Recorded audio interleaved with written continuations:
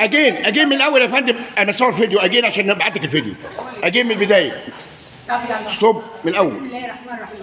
مكتبة الزاوية الحمراء، مؤتمر الدكتور رأفت الرجول، الإنسان اللي فعلا جد، اللي شغال على نفسه، عمل مؤتمرات كتير أثرت في الرأي العام وشغلت الرأي العام لمدة طويلة. إحنا معانا الدكتور رأفت وشايفين التكريمات أهو، وشايفين الناس اللي هتيجي، ناس جميلة وناس قمة من الذوق. معانا الدكتور رأفت هيعرفنا المؤتمر والايجابيات المؤتمر والناس اللي موجوده اللي هتغطي المؤتمر.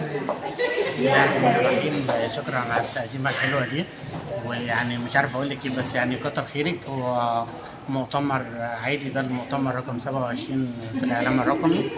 المؤتمر النهارده عباره عن يعني مجموعه المؤتمرات اللي فاتت كلها، خدنا قطعه من كل مؤتمر وعملنا النهارده يعني ده المجمع الكامل للمؤتمرات؟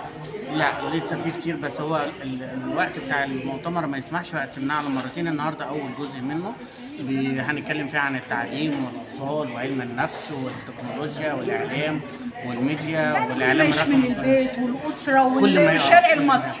كل ما يخص الشارع المصري والبيت المصري في اول جزء منه.